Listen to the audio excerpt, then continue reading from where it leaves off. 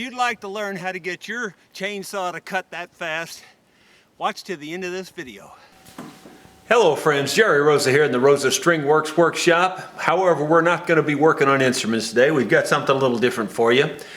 If you're like me, you probably have been frustrated with sharpening your chainsaw from time to time.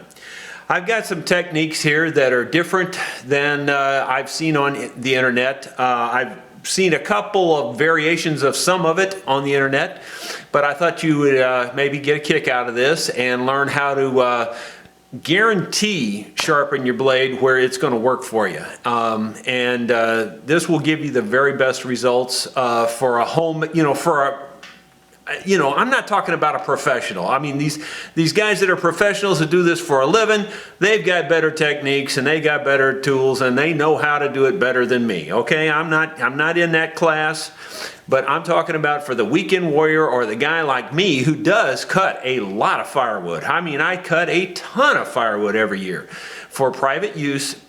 I even think I might cut more than anybody else in America because I burn a cord of wood every 3 days when it's really cold. When it's when it's in the 20s and upper 20s, I'll burn a cord of wood about every 4 days. When it's in the low 30s, about 5 days, and if it's in the upper 30s, about a week is what I burn a cord of wood. So that's a lot of cords of wood during the winter, especially when it's really cold. When you burn that much wood, you have to learn how to sharpen a chainsaw, trust me. Well, I used to do it by hand. I had every kind of rig you could get, the kind that clamp on the blade and you sharpen them with a file, and the kind that are freehand with a file and everything. And I got good results, but it was slow and, it's tedious and, the results were mixed. If I did it good job, it cut good, but if I didn't do such a good job, then I had problems, and then you waste all that time and you still got problems. Okay, so then I upgraded to what I thought was a real positive thing here. I spent a lot of money, bought one of the better Oregon bench chainsaw sharpeners. This one happens to be a model 511A. It's not their very best, but it's not their worst either. It's in the upper echelon of their chainsaw sharpeners, thinking then, and naively thinking, that this was going to be the answer to all my problems. Well, for the first couple of years I used this thing, I guess I cussed it as much as I used it because it was not giving me the very good results.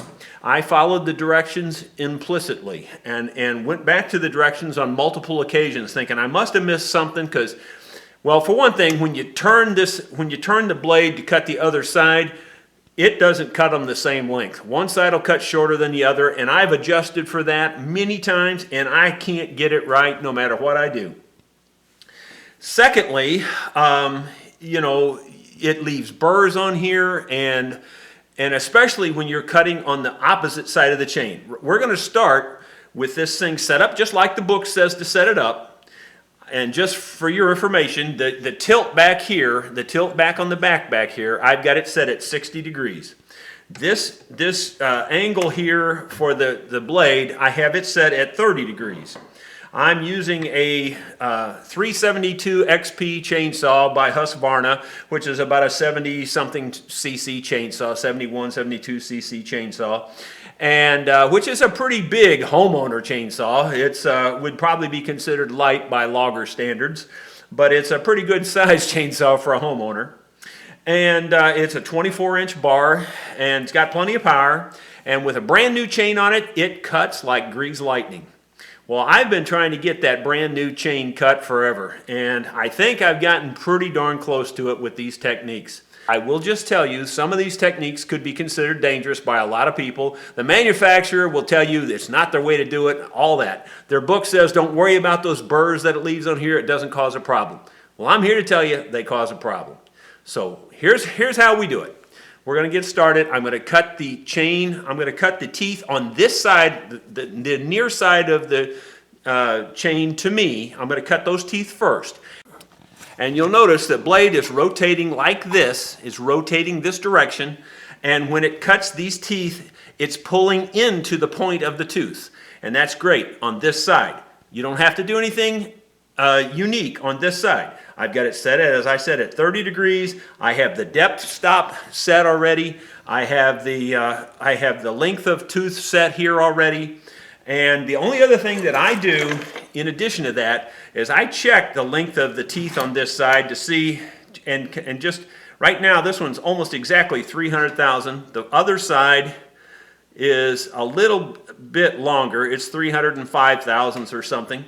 So I'm going to cut the near side, which is also the shorter side, and that's the best side to start on, is the shorter side. And I'm going to sharpen them first, and then I'll explain how I'm going to set up for the other side. I'm also going to be wearing safety glasses, and I'm also going to be wearing a respirator. You won't be able to see that on camera, but I will be wearing a respirator and safety glasses.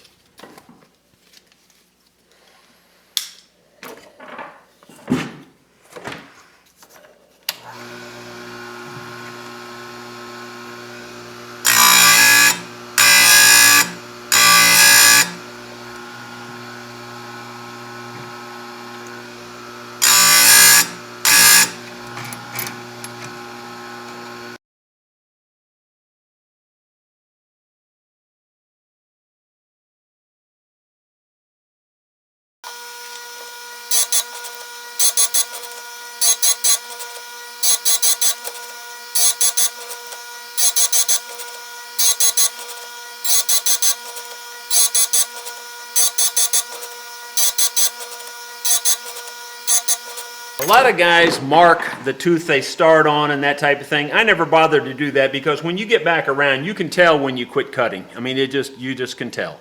So it's not a big deal to me. Okay, so now I've got this side cut, and all I did was cut it by the book. I didn't do anything special on this side. They are now 295 thousandths is that one, about 295. About 295, so they're pretty close to 295. Okay, so I took about 5 thousandths off on that pass, which isn't very much.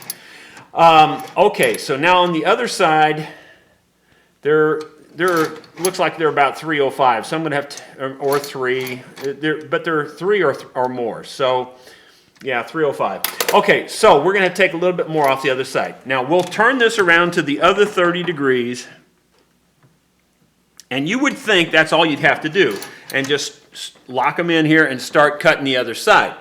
But at least on this one, and I don't know if I got a factory limit or what, they won't cut them the same length. So the first thing I do is back this off, bring the thing in there where I just barely clear the tooth, and I just take a practice cut here, and it's just barely touching it.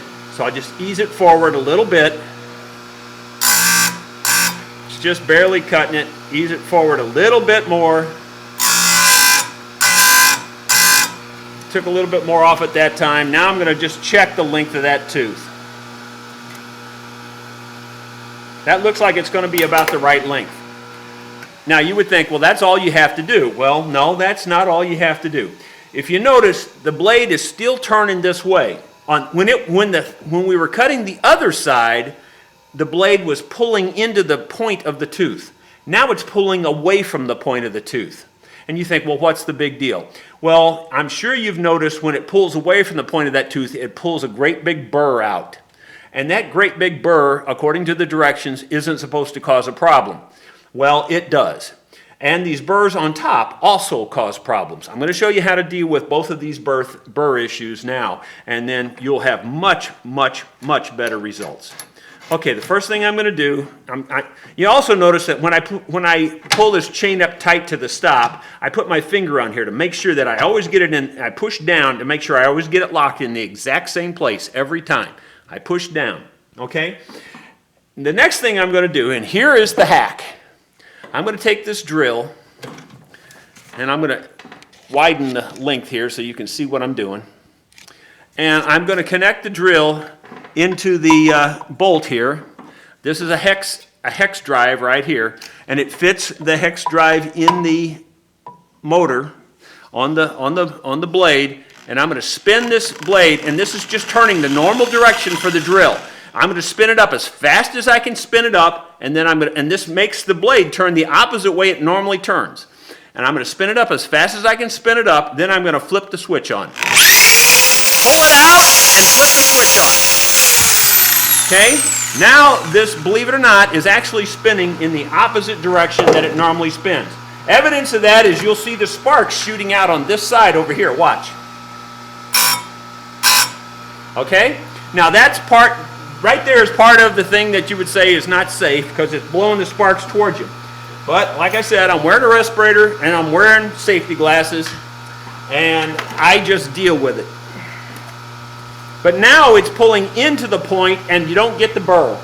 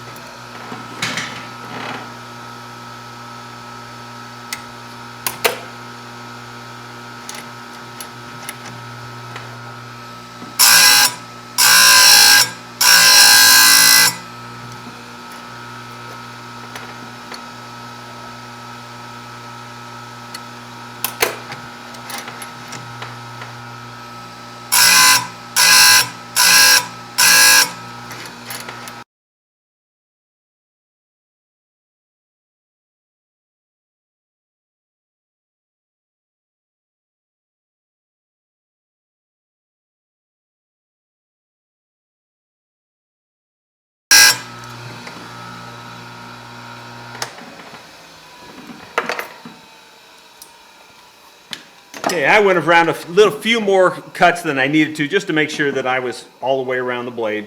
Now, the blade feels really sharp. It really does. But it's still got these top burrs on here.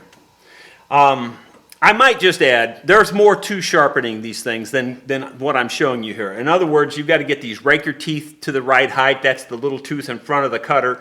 You got to get that to the right height also. This will not address that. So, you know, that is important. If that's not at the right height, if it's too high, you're not going to cut very good. If it's too low, you're going to cut too good and it's going to bog your saw down. So that has to be done right also. There's gauges for that. You can see that on other videos. I'm not going to address that part. But I'm just addressing how to sharpen it. So basically now we know we have the teeth at the very same length on both sides. I'm very careful about using this.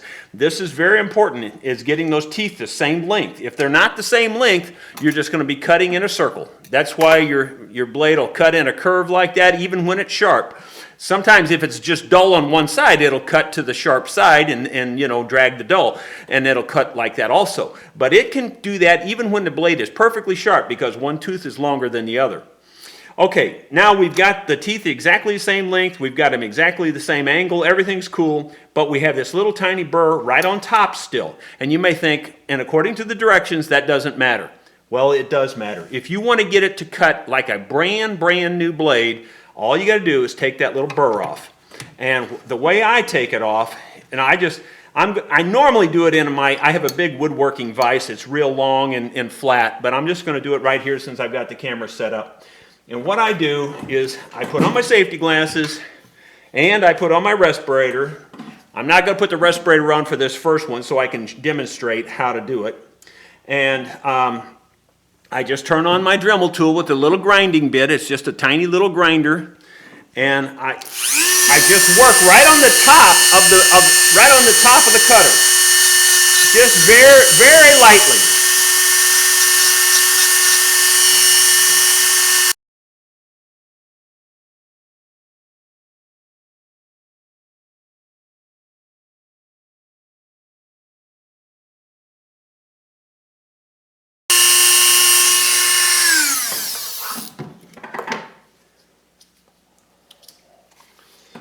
Okay, it only takes a couple of minutes to do that, and if you get get used to doing it, it works really good. It's just awesome. You can just feel how much sharper that chain feels. It just feels way sharper. It's going to cut you if you put your hand on it, for sure.